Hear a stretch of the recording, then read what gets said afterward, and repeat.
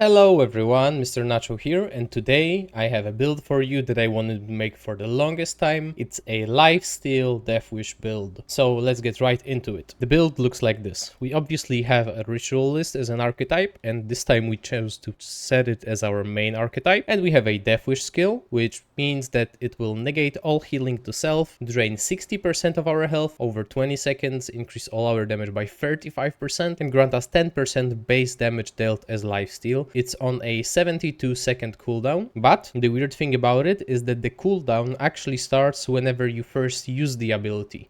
So it actually has a 52-second cooldown, so the 20 seconds that it will actually be active, it will already start regaining its cooldown. When it comes to the secondary archetype, we chose Challenger with the Rampage skill, simply because it will help us a little bit with, first of all, the damage. Second of all, it will help us with the reload speed and fire rate of our Merciless, and Merciless actually very much needs the buff to the reload speed. And on the Merciless, obviously we have Momentum, simply because it's one of the best mutators for right now. Unfortunately, or maybe fortunately, the Momentum is about to receive some nerfs, but this will be just revealed in the next patch, so stay tuned for that. A good alternative for the Challenger would be the Alchemist, and this would actually be the preferred way of playing whenever you are playing in multiplayer, simply because you can just select the Vial Dust Frenzy and then share the attack speed and the reload speed buff with your allies. And whenever you don't really need to move from one place to another, you can keep standing in the pool and just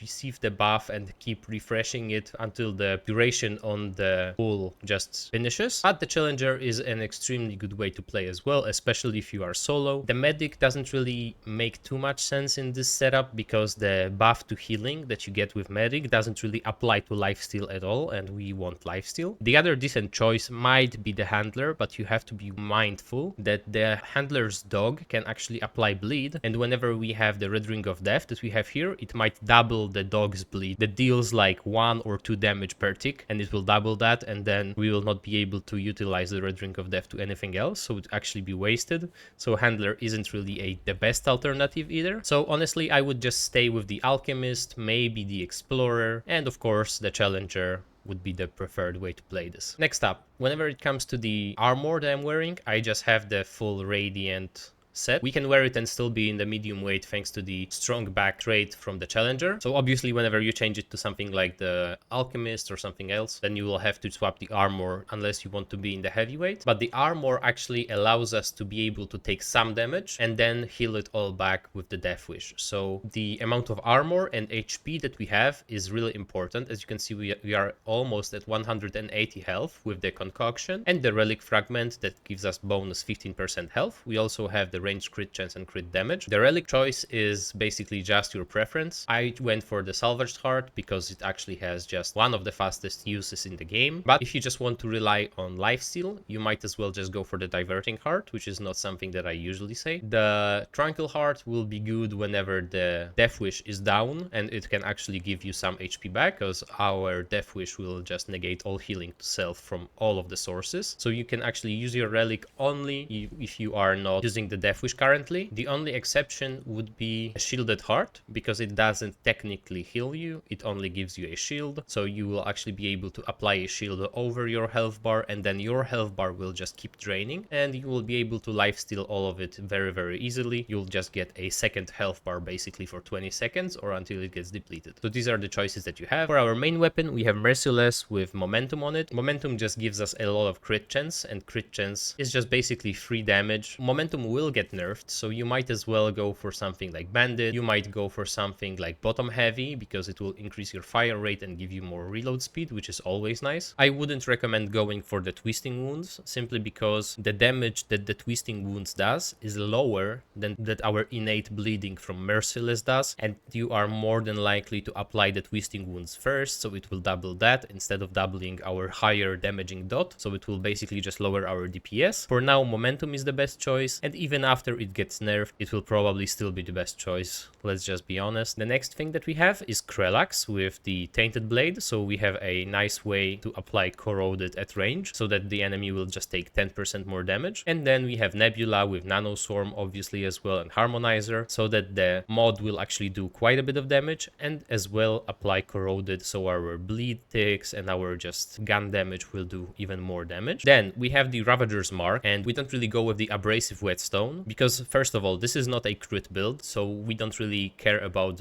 boosting our crit damage. This is more of a dot build and all damage build, so we actually want to go with the Ravager's Mark, and the Abrasive Whetstone is gonna get nerfed anyway. So for now, this might be the option if you want to go for it, but I would prefer the Ravager's Mark for two reasons. One of them is it increases all damage dealt to bleeding enemies, so whenever you apply bleed, and you can apply bleed very easily with your Merciless or even your pipe bombs, with whatever you like, and whenever the enemies are at lower health, it increases the bonus damage that they take to 30%, which is a nice bump of damage. It's 10% more, which is great. And the other thing about it is that if you want to go for the Ring of Omens, it will actually allow you to have the Misty Dash if you so choose, and you'll be able to regain all of the HP that you lose with Deathwish anyway. The next thing that we have is the Band of the Fanatic, which increases status effect damage by 25% and reduces the status effect duration by 65%. We basically want to combine it with the Red Ring of Death, so we can apply 2 stacks of bleed from Merciless, which both deal 682.5 damage over 7 seconds. It will get doubled, and then the duration is decreased because we don't really care about the duration itself, because we will just keep reapplying the dot with the Merciless anyway. And that's the reason why this build shines against enemies that have no weak spot or a very difficult to hit weak spot, because the Merciless actually has travel time on its projectiles, so it will be more difficult to actually aim for the weak spot. And we are not really building into Xenia's Malice or anything like this, so our weak spot damage doesn't really get too high. We just have an extremely high base value of damage, and this is actually what we want for Lifesteal, because Lifesteal doesn't get any benefits from crits, it only gets benefits from the base damage that the ability deals. Then we have the Burden of the Destroyer, which is your flex slot. You can slot in here whatever you like. If you want to go for the Misty Dash, then replace this with the Ring of Omens. If you want to have your abilities up all the time, you might want to just replace it with the Sapphire Dreamstone, because the critical hits will reduce the skill cooldowns by 3%, and you can actually replenish the cooldown of Deathwish while it's active, so you will actually be able to use it all the time. We have enough crits on our Momentum and Merciless to deal with it. Our both archetypes have 10% bonus crit chance, so this is great. The Nano Swarm can actually crit, so it will also keep ticking and reducing your cooldowns, so this is a great choice as well. And on top of that, we have the Probability Cord, because with this build we have actually enough crit chance to make the Probability Cord worth it, because we have 40% on Merciless plus Momentum, 50% because of Ritualist, 60% because of the Challenger, and 70% because of our Mythic Frag. The great part about it is that there is no way that any boss can counter you,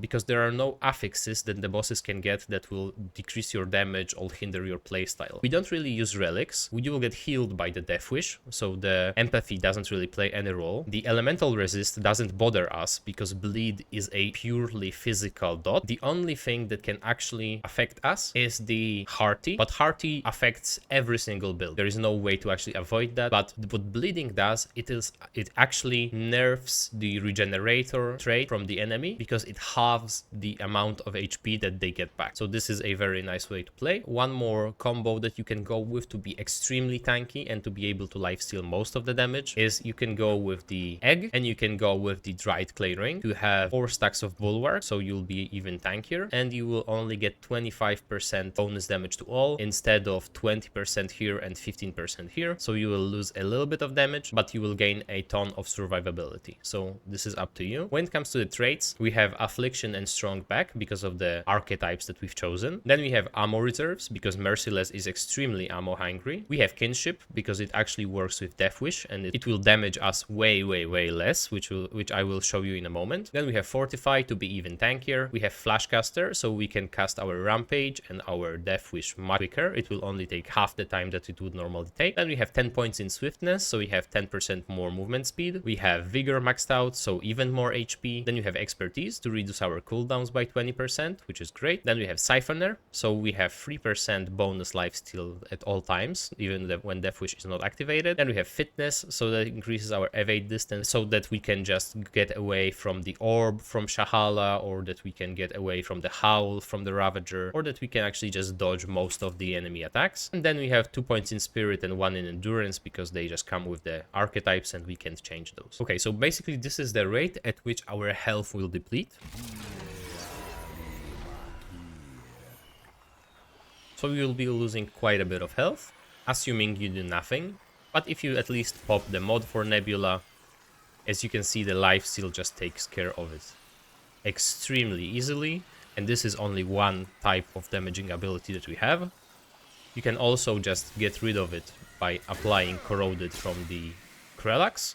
Or if you will just keep shooting and apply the bleed from the Merciless, that you will get to be at 100% HP at all times anyway. If you are hit during a fight and let's say taken to a third of HP, all you need to do is continue fighting and you will be back at 100% HP very easily, because we have tons of damage over time and flat damage values, which will actually impact the lifesteal and get our health back. So let me just show you some of the clips that I've made. I've been killing bosses left and right extremely quickly. Keula's Shadow was like about a minute, so was Alrafa. I also did Red Prince and something else I can't remember in the moment, but so I hope that you'll enjoy the clips, and as always, have a great day.